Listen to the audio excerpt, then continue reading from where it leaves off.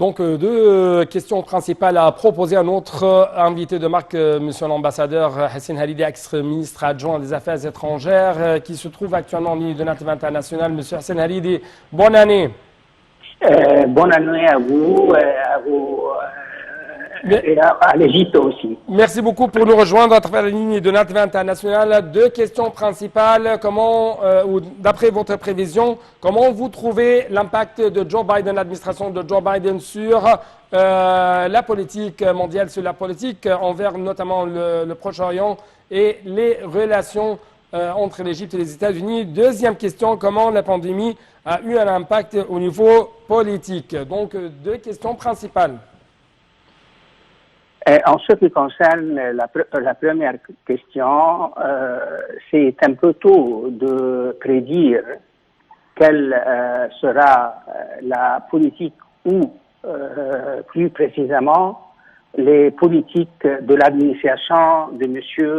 Joe Biden vis-à-vis le Moyen-Orient en général et vis-à-vis l'Égypte spécialement. Concernant l'Égypte, je pense, à titre personnel, que les relations égypto-américaines ont été toujours basées depuis mars 1979, ont été toujours basées sur des intérêts communs, principalement la paix, la sécurité et la stabilité au Moyen-Orient. Oui. Et je pense que ces intérêts-là vont encadrer ces relations dans les prochaines 4 années. Ceci dit, je pense que la première priorité de l'administration de M. Biden au Moyen-Orient serait comment traiter avec l'Iran. Oui. Et comment les États-Unis et sous quelles conditions les États-Unis vont une deuxième fois participer et devenir membre de nouveau dans l'accord sur le nucléaire, l'accord international sur le nucléaire iranien. Oui. Mais moi, revenant sur le dossier égyptien dans les politiques américaines, je pense que certaines questions devraient être traitées avec patience, oui, avec clairvoyance et avec sérénité et calme. Et je fais référence au dossier sur les droits des hommes, les libertés, et on doit toujours communiquer avec la nouvelle administration sur les positions égyptiennes et sur l'état des lieux des droits de l'homme en Égypte. Oui.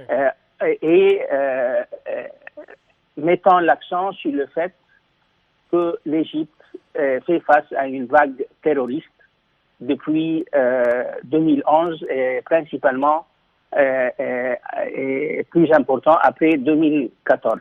Oui. Mais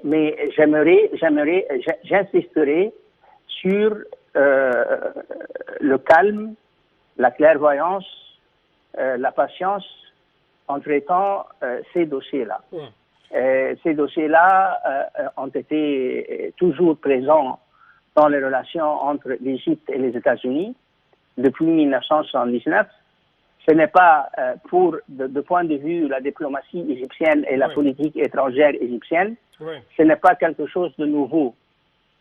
Et j'espère que nos médias vont soutenir la façon avec laquelle la diplomatie égyptienne va traiter avec cette question-là. Oui. Votre prévision aussi concerne les crises qui se trouvent actuellement dans la région du Proche-Orient, comme la crise syrienne, la crise libyenne et d'autres crises.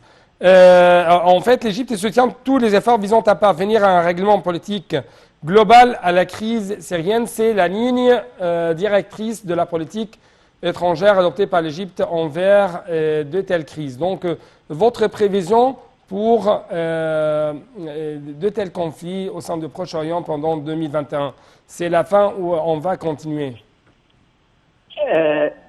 La question syrienne n'est pas seulement une question qui a lien avec la sécurité arabe, avec les relations interarabes. La question syrienne, depuis longtemps, a des liens avec la situation géostratégique au Moyen-Orient. Oui. Et principalement avec le rôle iranien, le rôle russe et le rôle turc en Syrie. Oui. Et ceci dit, certainement, la nouvelle administration américaine va essayer de manœuvrer et de mettre l'accent sur les intérêts américains en Syrie. Oui. Comment l'Égypte va définir sa position vis-à-vis de la Syrie? Certainement, la position égyptienne, traditionnellement, est basée sur le soutien aux décisions, aux résolutions du Conseil de sécurité sur la crise syrienne, principalement la résolution du Conseil numéro 2254 qui date de décembre 2015. Oui.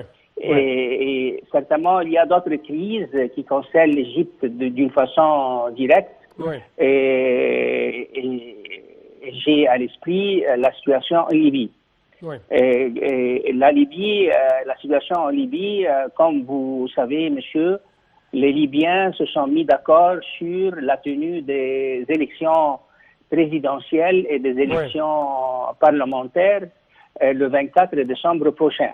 Oui. Alors, lors de la dernière visite de la délégation officielle égyptienne à Tripoli, la délégation égyptienne a mis l'accent sur l'importance de l'attachement de toutes les forces politiques libyennes à cette dette-là. Oui. D'un autre côté, l'Égypte est intéressée à œuvrer avec les forces militaires libyennes, soit les forces sous le commandement de M. Haftar ou les forces du gouvernement de l'accord national, de maintenir le cessez-le-feu qui a été adopté dans le cadre du comité 5+5 le octobre dernier. Monsieur l'ambassadeur, je dois vous remercier infiniment pour toujours vos efforts avec nous, toujours vos explications très profondes, très utiles que vous proposez toujours, notamment à notre chaîne internationale, NAT TV International. Je dois vous remercier infiniment. Bonne année.